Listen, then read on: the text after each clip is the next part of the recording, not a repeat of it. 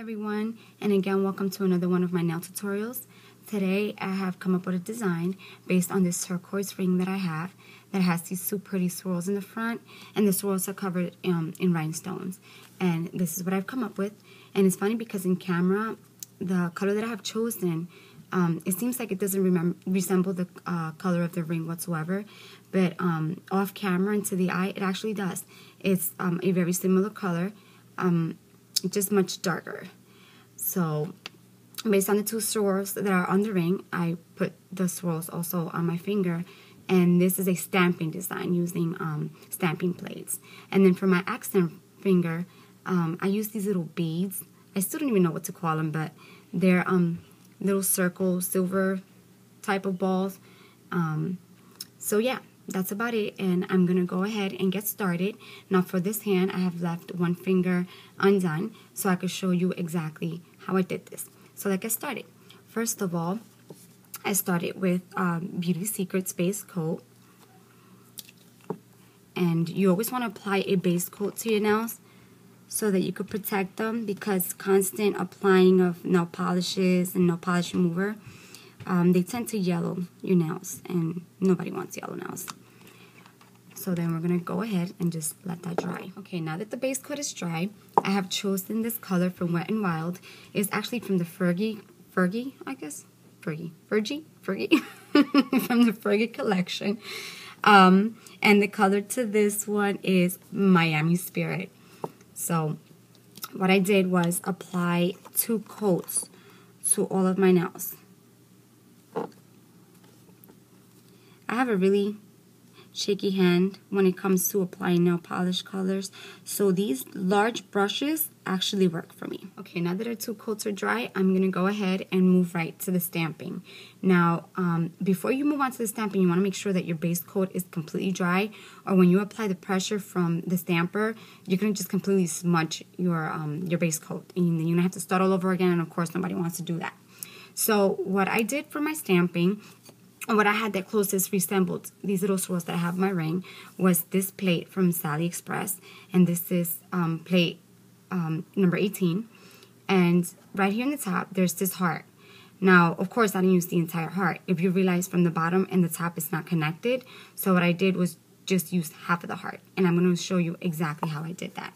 So for the stamping, I used this Sally Hansen Instra Dry color, and the name of this one is Silver Sweet. This is actually a very good color for stamping. It's my favorite silver color. So I'm going to get started. And as I mentioned, rather than using the entire heart, you just use half. Trying very hard not to get any nail polish on the other half of the heart, or that's going to come up in your stamper.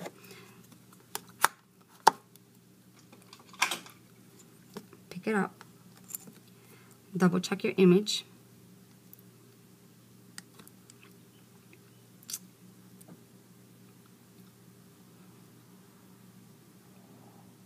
You want to do it with the swirl in. And we have it. Very simple. So we're going to clean up the stamper and the plate and do it all over again. And then I'm going to show you what I did so that I could get the second ring in the bottom.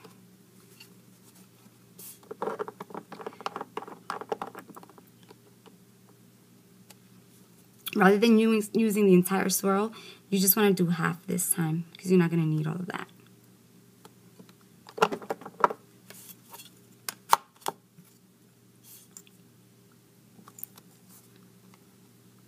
Okay. You want to face it the opposite direction with the swirl facing the opposite way, just like this ring has it.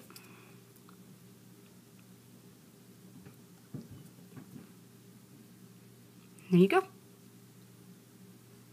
Very simple.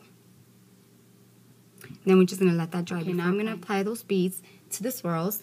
And I found this wheel and Bundle Monsters. It includes a whole bunch of little rhinestones, including the beads that I'm going to be using for this design. So what we're going to do is apply a top coat and apply it nice and thick. And try not to like pass over it too many times, because you will smear that Stampin' design.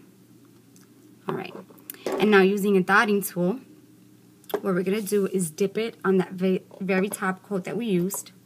And then you're going to follow the pattern, putting it on the swirl.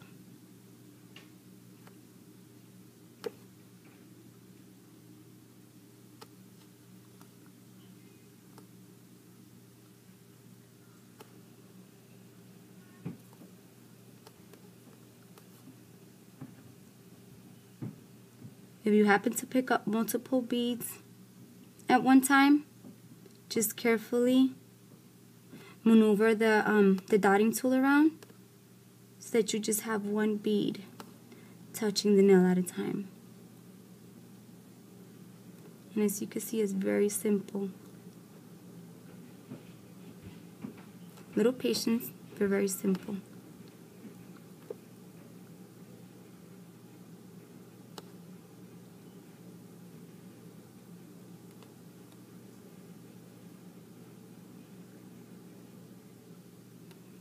And there you have it. Now you want to let that dry a little bit before you go on. Beauty Secrets top coat. So once you've done that, you just want to go ahead and apply that second coat.